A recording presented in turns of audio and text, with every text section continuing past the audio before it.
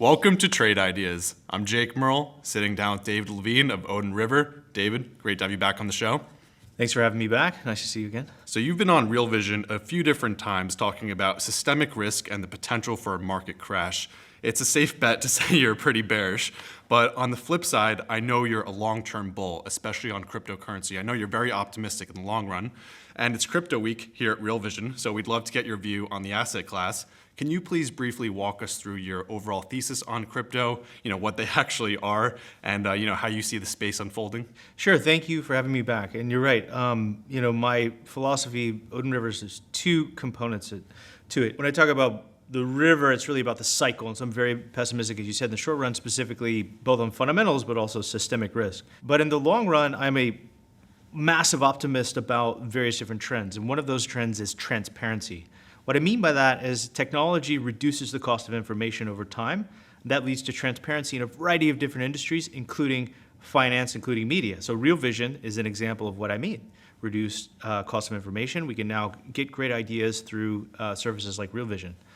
But another example is fintech generally, and specifically what's going on in cryptocurrency or crypto as kind of a broader description of what's happening and modernizing finance and modernizing the way that various different securities work, and introducing new securities or currencies like Bitcoin. So I think of crypto generally as a kind of a theme of modernizing finance. I think of it as an increase in transparency. I think because of that, I'm very optimistic in the long run of the asset class. However, if you look at what happened in the last kind of 36 months, what happened is, Bitcoin's been around since 2008, so it's one of the most developed, if not the most developed cryptocurrency. But there were a number of other startups that launched. So we got this ICO boom and ICO bust. What is that actually? In my mind, it was an angel investment boom and bust. Just like you have in other startup ecosystems. We had an angel investment, just happened to be very liquid day trading angel investment, boom and bust. But that doesn't mean that in the long run, progress hasn't continued within crypto. In fact, it has. There's been more technological developments, and as we've seen lately, Bitcoin itself has started to recover, along with some of the other digital assets that have rallied in the last few weeks. So I'd say in the very long run, I'm very optimistic about crypto as an asset class.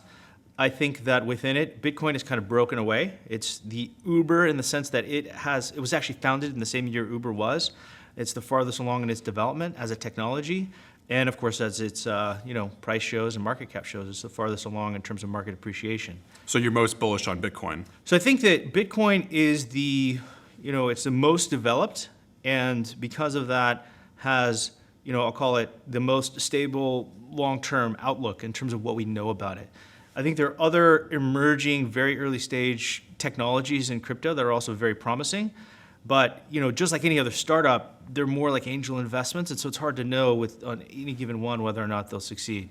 So I am optimistic about Bitcoin. I'm optimistic about the asset class generally, and then within it, Bitcoin's probably the most stable in terms of having a very clear point of view about what will happen with it. So Bitcoin is currently trading around $9,000. Would you be buying it here, or do you think it's too expensive given this recent run up in the short term? Or would you say it's cheap because it is 50% below its all-time highs? As an investor, how do you actually go about valuing Bitcoin? So it's a good question. I think that, one way I think about Bitcoin is that it's, like I said, it's an early stage startup. It's kind of the ilk of Uber, given that it's founded the same year as Uber. Uber's pretty well developed. It's fairly far along in its development. Bitcoin's a little bit different from Uber, though, because there's two dimensions of it. One is it's a technology innovation, and so in a way, buying one Bitcoin is buying a bit of a call option on the technology of Bitcoin itself, a decentralized distributed ledger that we can have trustless exchanges across pretty much anywhere in the world. So there's a call option on tech, but Bitcoin's different in that it also has a put option on fiat currency embedded in it. What does that mean? Well, as we've talked about in the past, systemic risk is elevated because of what's been going on in sovereign credit markets. There is an increasing doubt about the stability of fiat currencies. In my opinion, there will be an increasing doubt about political risk and the implications that has for sovereign credit. What do people do in that environment? There aren't very many safe options. Personally, what I think is the right thing to do is to be net short, to seek safety. However, there's also this idea that maybe we could find a place to hide. Now, a lot of people think about gold in that environment, and so gold is a very well-developed asset class as a safe haven it's really an asset. kind of like a currency, but it's many, many trillions in market cap. Bitcoin today is 160 billion market cap. It's a tiny, tiny little vessel in the sea of currencies. However, some people, including the people who created Bitcoin, and many of my friends and others who are called Bitcoin maximalists, believe that Bitcoin is a better currency because it is hard money, because it is not subject to central bank control, because it cannot be printed. There's only 21 million Bitcoins ever that will be printed, or created, not really printed. Mined is the technical term. Because of that, there is this notion that Bitcoin might be a safe haven. Therefore, it is a put option on the fiat system. Now, the reason why I say might is we don't actually know whether or not Bitcoin will serve as a safe haven, but because of the various attributes of it, because of its immutability, because of its inability to be mined beyond the 21 million, because of the decentralization, and the fact that it's been resilient through various different cycles within Bitcoin itself, it might be the case that it is a safe haven. So because of that, I see Bitcoin as kind of two things. Call option on the technology of Bitcoin itself. That is fairly robust in the sense that it's fairly well developed. Put option on fiat. We'll see about that. The worse the fiat system gets, the worse systemic risk gets, the more valuable that put option becomes in market terms. Now, whether or not it pays off, unlike CDS, where you have a counterparty and you know it will pay off, that depends on behavior. So it's impossible to know whether or not the put option on fiat will pay off. However, it's increasingly likely that that has value. Putting these two things together, call option on the tech, put option on fiat, it seems that Bitcoin likely has significant upside from where it is today. The price of Bitcoin will likely go significantly higher. But it could also go to zero because it's tech. It's a volatile asset class.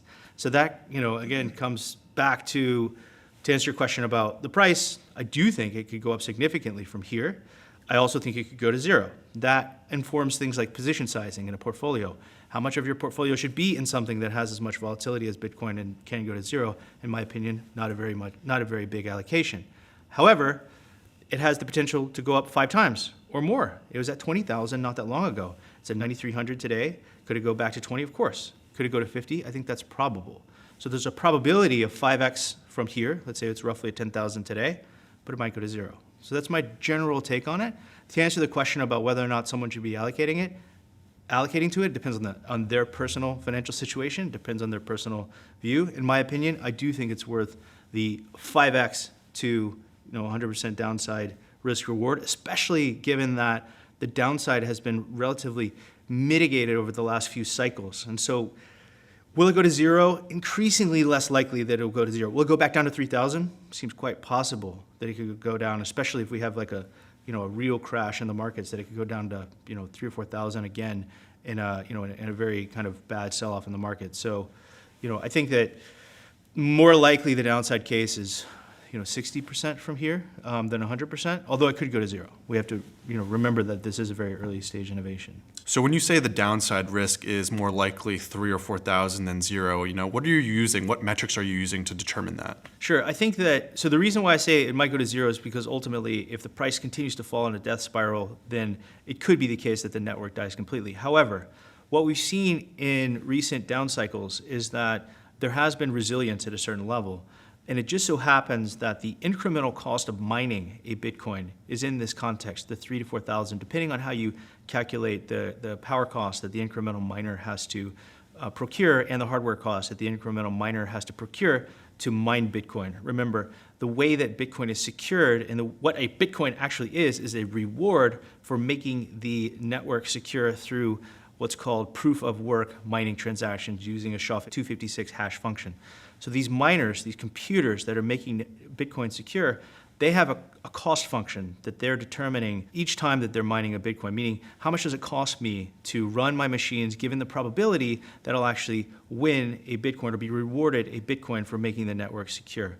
Now, in a traditional commodity industry like power, it's clear that the incremental producer of power sets the price. This is true in power, it's true in copper, it's true in other commodities.